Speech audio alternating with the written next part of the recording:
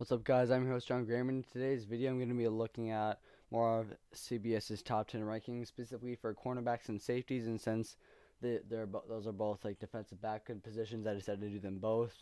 And there have been recently some Madden 24 launch ratings that I want to get into, so might be a bit of a longer video, but let's get into it.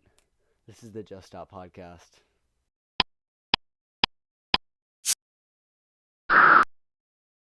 All right, so let's get into this. Start with the cornerbacks. So at number, actually want to get into a little bit the just missed in alphabetical order. There's AJ Terrell, Carlton Davis, Javarius Ward, Denzel Ward, Jamel Dean, James Bradbury, who committed the pass interference call during the Super Bowl, Marshawn Lattimore, Tariq Woolen. He was a safety though, pretty sure. Tre'Davious White, that's kind of surprising, and Xavier Howard, who's really the top cornerback during the 2020 season.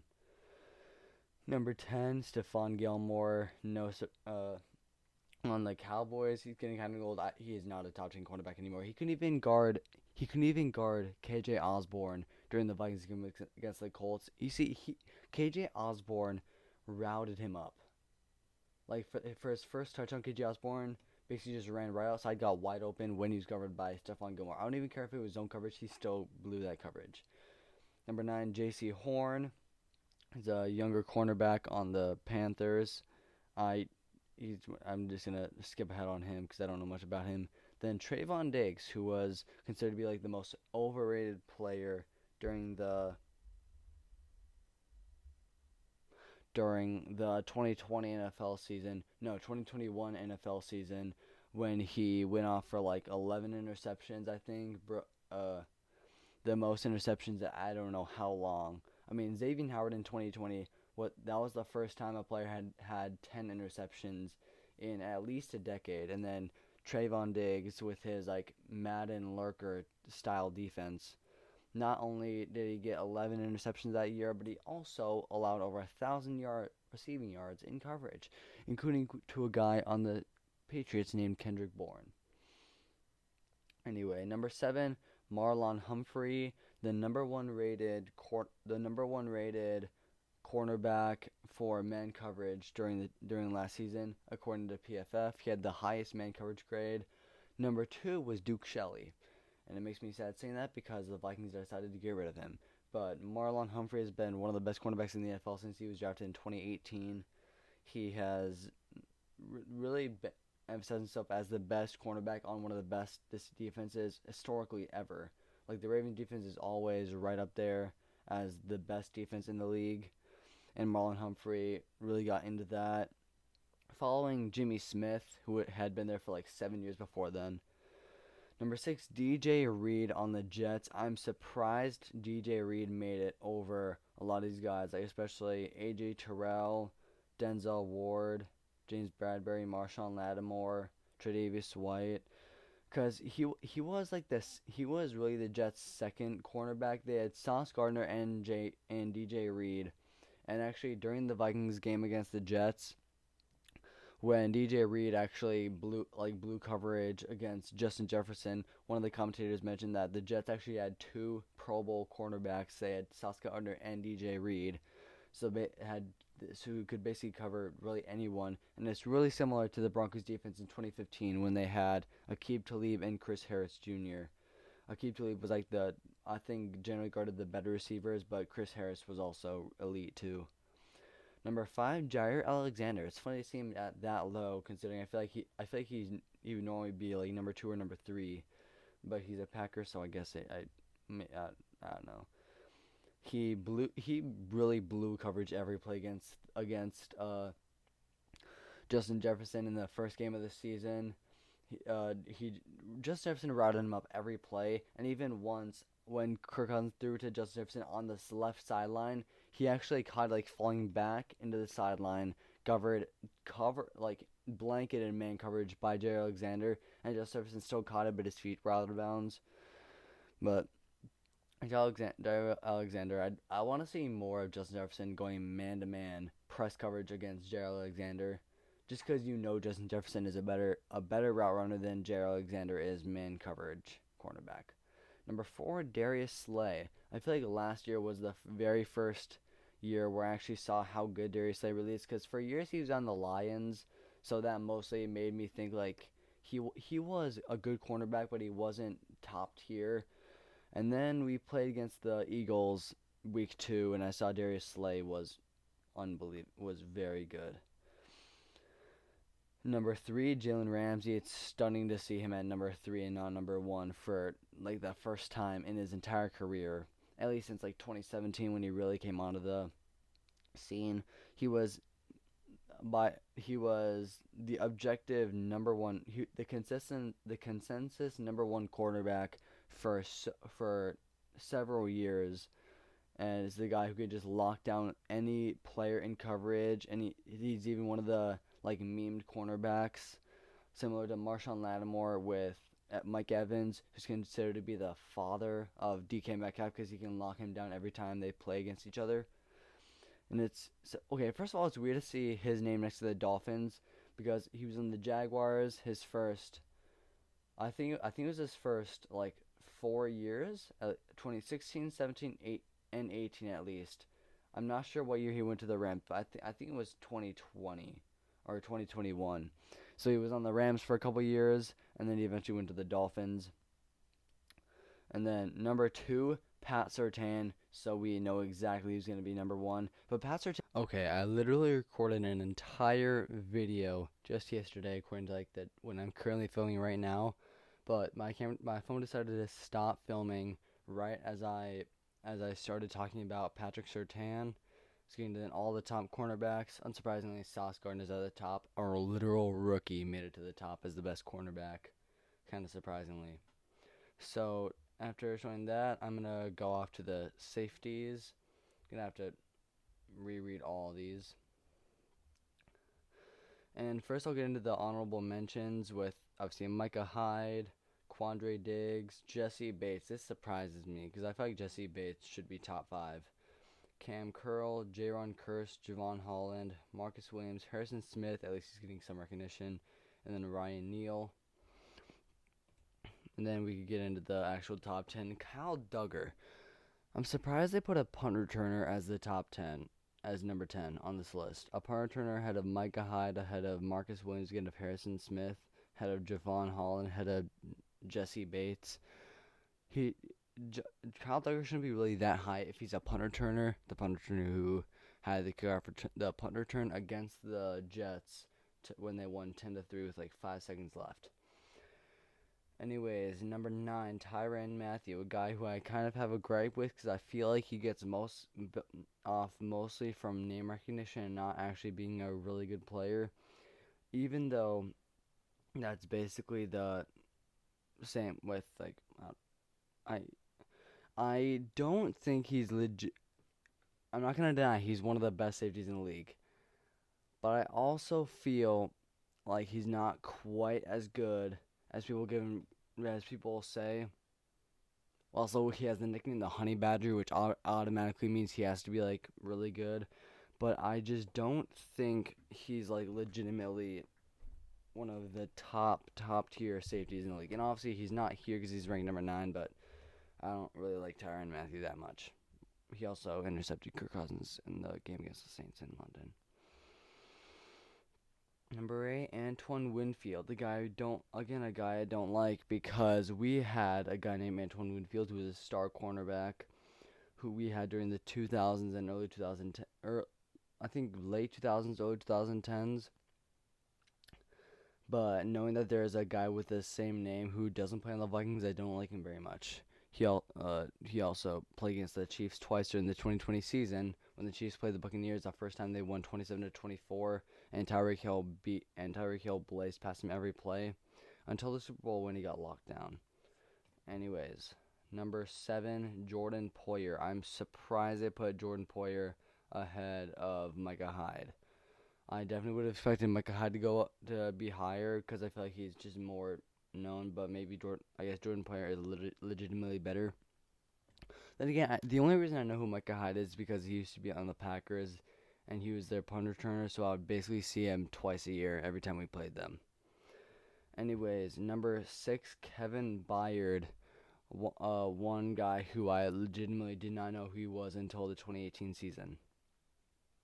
I guess it's been 6 seasons since 2017, so it was only his second year, but still, he's led the Titans defense for years now. I'm gonna start trying to talk like I know who he is. I've never watched a Titans game in my life apart from the game when they played against the Vikings in 2020 or the 2019 AFC Championship game. I really don't watch any teams other than the Vikings unless a team just on TV. Number 5, Talanoa Hufanga. I'm so surprised that he's this high up on this list. I have no idea who he is apart from the fact that MMG, that Madden YouTuber I watch, has him on his team. I just recognize his name, and uh, I'm I don't know how good he really is. He's might be a top 5 safety in the league, but considering I've never heard of his name before during an actual NFL game, I kind of deny that. Number 4, Buda Baker. Pretty Finney should be this high up. Granted, I feel like he's another guy who is more off of name recognition than actual talent. But I remember against the Seahawks during the 2020 NFL season, when I think it was 2020, it might have been 2021. They played against the Seahawks. Buda Baker had the interception at the goal line. He was running down to the 5-yard line, and then DK Metcalf came behind him, which both Buda Baker and DK Metcalf, their top speed on that play were two of like the 10 fastest players according to Next Gen Stats. Not sure how Next Gen Stats pulled that off. Normally it's the fastest ball carriers, but I guess they also got DK Metcalf, who gained like 15 yards of ground on him too, which is insane. Number 3, Justin Simmons, a 2016 draft pick who was picking like the 6th round, and according to scouts, he had nothing that would make him a star NFL player. I remember watching a YouTube short about him, talking about a guy who was drafted in 2016 he basically had no good measurables. Like, he wasn't that tall, wasn't that strong, wasn't that fast. But then he started talking about how all the awards Justin Simmons has had and like all of his stats. And then he said, "You know who that is? It's Justin Simmons." I am a little bit surprised he's above Buda Baker, but more because I feel like Buda Baker is just a bigger name than Justin Simmons is. Partially because Justin Simmons is on the Broncos, who is like one of the the least noteworthy teams in the NFL right now. Number 2, Minkah Fitzpatrick. Would not have expected him to be this high. I would have thought J.C. Bates would have been this high, but not Minkah Fitzpatrick. In 2019, after he went from the Dolphins to the Steelers, during the Pro Bowl games, I remember hearing one of the commentators mention that he had a breakout season that year, even though he was good on the Dolphins before he went to the Pittsburgh Steelers. So I was kind of confused about that. So Fitzpatrick co-led the NFL in interceptions in 2022 with 6. That's a low number to be the league leader. And his Pro Bowl focused coverage grade of 83.2, the best of his 6-year career, ranked as the 4th highest among safeties last season, becoming a Pittsburgh Steeler in 2019 after being traded up north by the Miami Dolphins. He's one of only 4 safeties in the NFL with 15 or more interceptions and multiple forced fumbles. At 26, the 22 first-team All-Pro has many more years of dominance left. And unsurprisingly, Derwin James. He's a guy who has just cemented himself as the best player already. For between 2012 and whatever year Earl Thomas retired, basically 2012 I'm not sure what year he retired. I think it was like 2017 or 18. He was like the consensus top safety in the NFL because people decided to ignore the fact that Harrison Smith existed, because Harrison Smith is a really quiet player. He doesn't go on social media.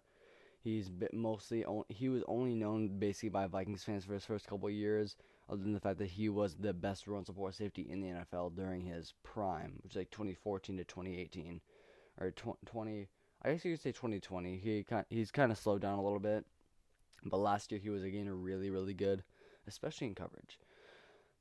And then Derwin James randomly came out in 2018 and was like, "Yeah, I'm also really good too, so give me name recognition." and he instantly climbed the ladder to be one of the top safeties in the league. So now I'm going to move on to what's really exciting for this video, which is the Madden 24 ratings. Really excited, and it'll be really clear. But again, I have to go back to the first page because remember I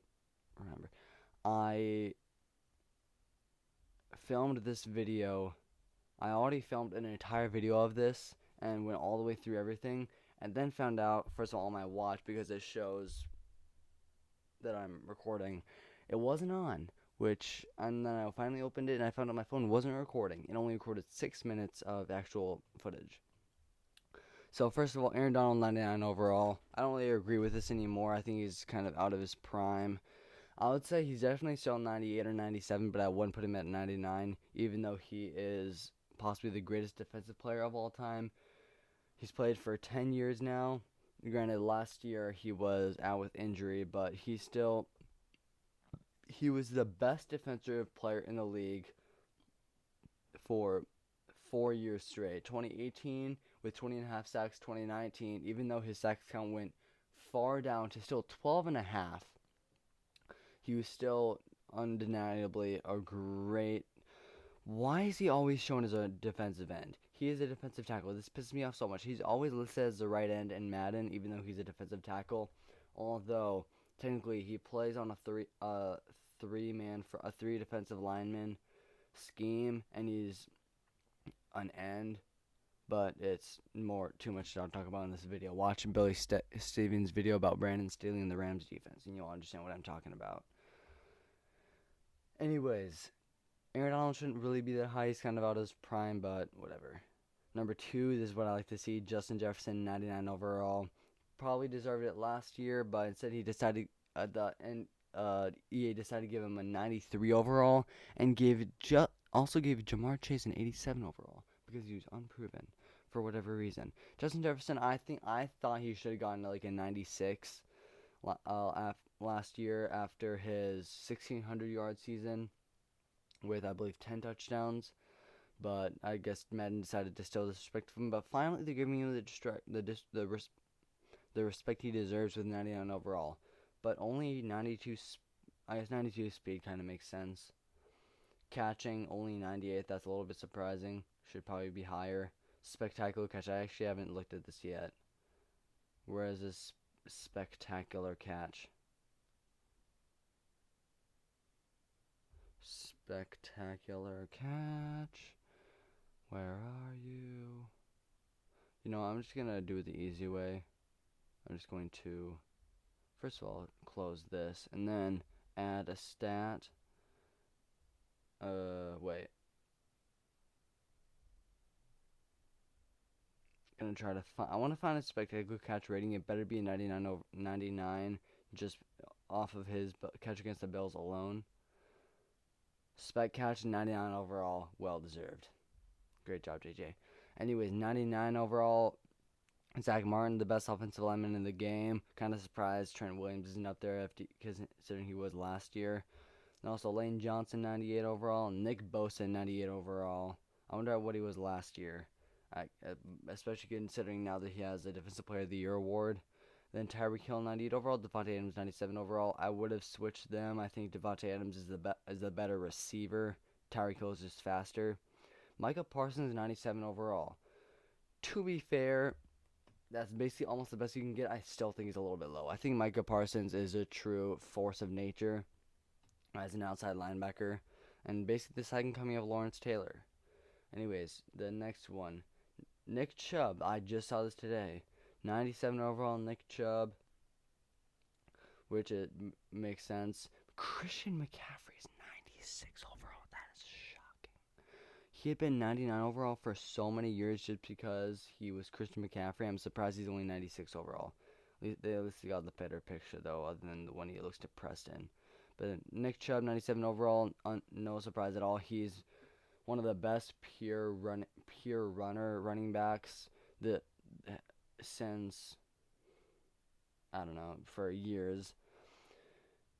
And he's already just about taking the cake as the best running backs after Derrick Henry. Since Derrick Henry is slowed down a little bit. I say slowed down even though he got still 1,500 yards last year. And during the 2021 season when Jonathan Taylor led the league in rushing yards, Derrick Henry, even after he got injured, was still the league leader for like 2 or 3 weeks after that because he was just so ahead of everyone else. Anyways, Cooper Kupp 96 overall, way too high. Considering he had one really good year, then he got injured. What does that remind us of? Michael Thomas got 1,700 yards off 149 catches in 2019, got injured the next year. Nowhere to be seen since then. I think Cooper Kupp is legitimately a good receiver. He was still really good with the Rams when he was healthy last year, but he's not that high up. Also, Stephon Diggs only tied with Cooper Kupp. I think he should definitely be higher. Derwin James, 95 overall, no surprise. Josh Jacobs, 95 overall. I feel like that's a little bit high. I think Josh Jacobs has had like 2 really good years, his rookie year and last year, so I don't know if you can put him up that high yet. Still, maybe like a 92, but whatever. Laramie Tunsil, the man who wore a gas mask before he got drafted, whatever year it was, 2015 or something, and really that hurt his draft stock. So 95 overall, one of the best left tackles in the league, one of the best offensive tackles. Derrick Henry's 94 overall. That's shocking to me. I'm honestly surprised he's that low, considering he's been 99 or 98 for so many years now. And then Dexter Lawrence at 94 overall. Anyways, I got to 2 pages when I was filming it last time, but I guess there's a lot of new ratings, so I'm going to move on. I'm going to do the third list and then be finished with this video. Jamar Chase, 94 overall, makes a lot more sense than 88 overall like he got last year, 87 overall. Max Crosby at 94 overall. Makes sense, but TJ Watt, 94 overall. I mean, I guess if considering that if you attribute the same thing I said about Cooper Kupp to TJ Watt, that makes sense. But I don't know. I feel like defensive positions tend to be a lot more long-lasting, and offensive linemen for some reason. A lot of defensive players and offensive linemen tend to last a really long time, while I feel like wide receivers and running backs not quite as much. 94 overall Von Miller, that is too high. He's out of his prime. I don't know if I'd put him in the 90 overall club either. He only had like 6 sacks last year, so then again, at his age, that's very impressive, but still, I wouldn't put him up that high. Cameron Jordan at 93. I mean, again, he's another part of the box players of the Steelers, along with T.J. Watt, who've helped contribute to the one of the best historical defenses of all time. I mean, historical meaning like over the years, they've always been one of the best defenses in the league.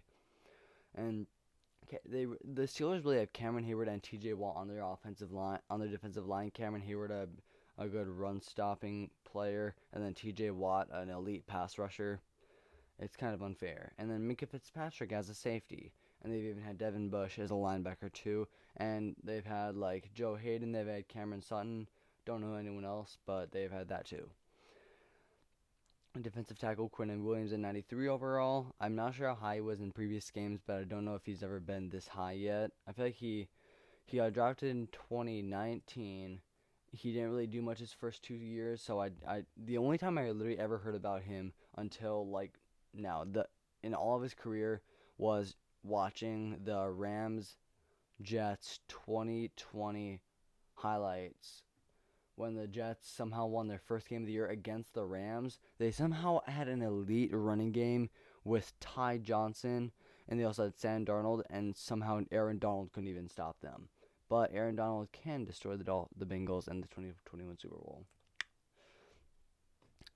Quinnen Williams, that was the only time I heard about him because he got a sack on the Rams' opening offensive drive, which was at the time the 7th sack of the season. So he has been good. And then 93 overall, Saquon Barkley. Makes sense. If anything, I feel like that's almost a little bit low for Saquon Barkley. I feel like I could have seen him being a little bit higher than that. And then Andrew Thomas, I really don't know who that is. But that's going to be where I end the video. Don't forget to like, subscribe, comment, hit the bell, and comment the videos you want to see. I'm definitely going to start reviewing more of the Madden ratings, along with more of the position-by-position rankings by CBS Sports as I go all the way through. And then I'm thinking of actually starting to do my own rankings of players by position and even Madden ratings. Even though I did that like mid-season When did I do that? I think I did it during it was during the 2021 season because that's when I was actually posting. I never posted last season, sadly. But yeah, comment any other videos you want to see, and as always, never forget the Packers will always suck, and Skull Vikings.